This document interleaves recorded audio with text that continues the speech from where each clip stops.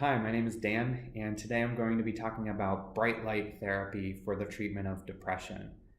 Originally, bright light therapy was studied in the early 80s for the treatment of seasonal affective disorder. So, this is when people have symptoms of depression, but only seasonally. It's normally during the seasons that have less light, so like winter, when the days are shorter, people in different areas of the world and all over the world sometimes will feel depressed at certain seasons, and bright light therapy has been shown to be effective for that.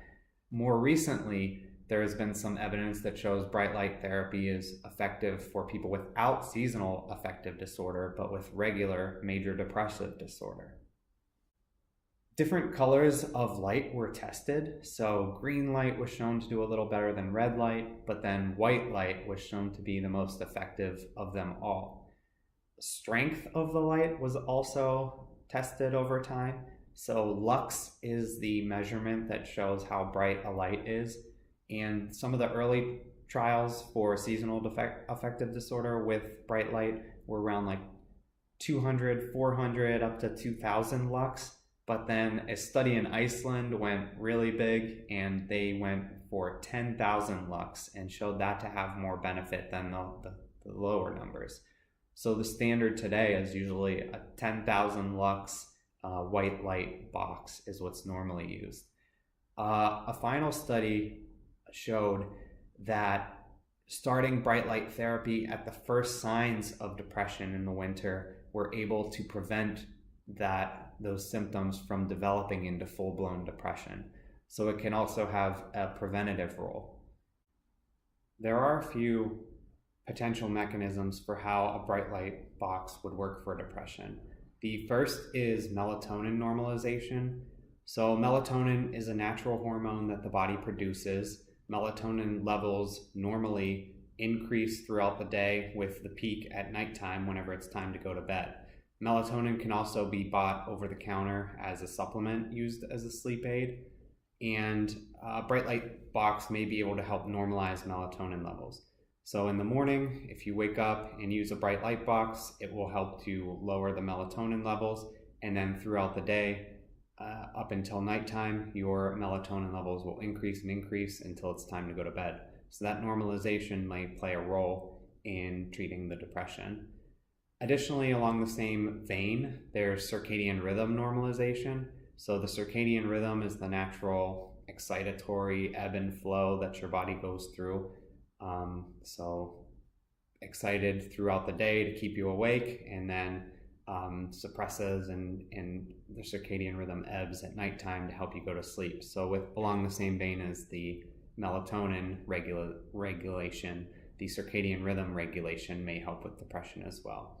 And then the final potential mechanism is that bright light box has shown to augment serotonin levels. So serotonin is a feel-good chemical. It's not completely understood if it's increasing or decreasing or what it's doing to the levels, but there's some changes with serotonin with the bright light box. So the mechanism isn't completely understood at this point. A trial was conducted in 122 patients. The patients either received bright light therapy, fluoxetine 20 milligrams, which is a FDA-approved SSRI, a combination of both, or placebo. And I found it interesting, in some of these studies, they actually do have a placebo for bright light boxes. So they give them a light box, but it has like a negative ion component that I don't understand completely, but it doesn't cause the same effects as a regular bright light box would.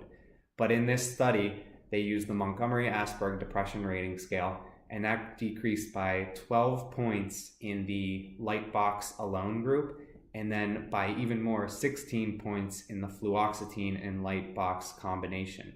So this not only showed the treatment for major depression can be the light box alone, but also in combination with standard medications.